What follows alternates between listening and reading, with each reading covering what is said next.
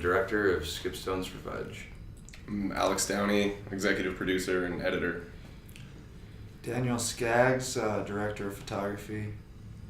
Mather McCallar, editor, composer, other stuff.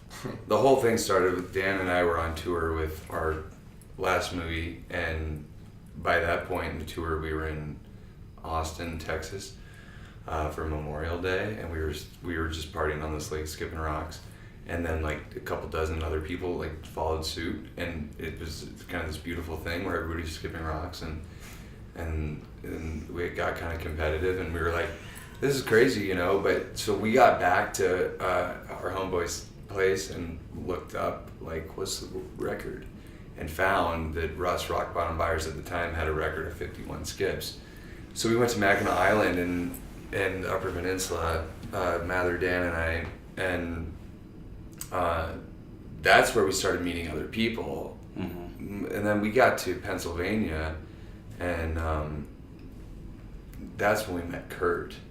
And we like looked at it and said, you know, there's probably good characters in this, but if there aren't good characters in it, at least we can make a movie about an obscure thing. And you know, if you go after an obscure thing, that's kind of your safety net, this general subject. But if you find characters and all that stuff, it can actually take your movie further than you may have expected it to go. Mm-hmm. I would say that's we hoped that would happen, and it did.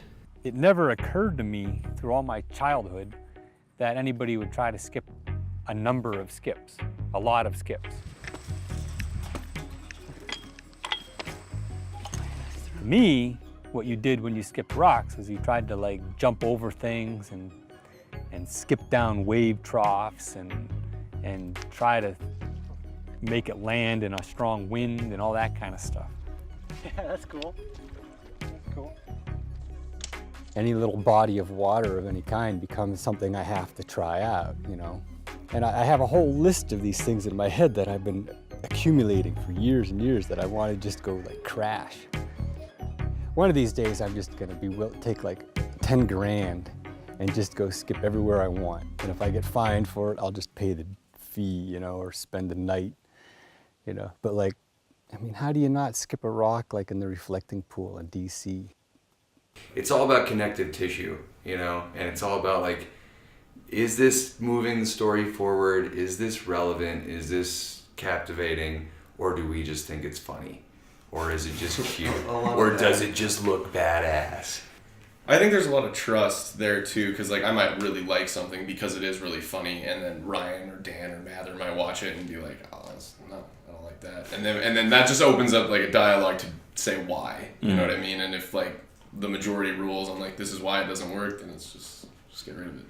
There are so many incredible stories that are real life true stories, and right now we're so inundated with reality TV and whatnot and stuff like that, but it's like and narratives are fun, and that's fine. I dig going and watching The Hobbit or whatever just like anybody else, but there are a lot of really cool people doing really cool things out there, and there's something about like real life stories and that just resonate a little bit more with me. The Big Sky Doc Fest is an amazing festival. I mean, me and Ryan attended almost a dozen festivals, or 8 to 10 with our last film. And Missoula, Montana is a great place. The people at Big Sky, they really treat filmmakers well, and it's a great experience. I mean, they curate a lot of really good films here every year.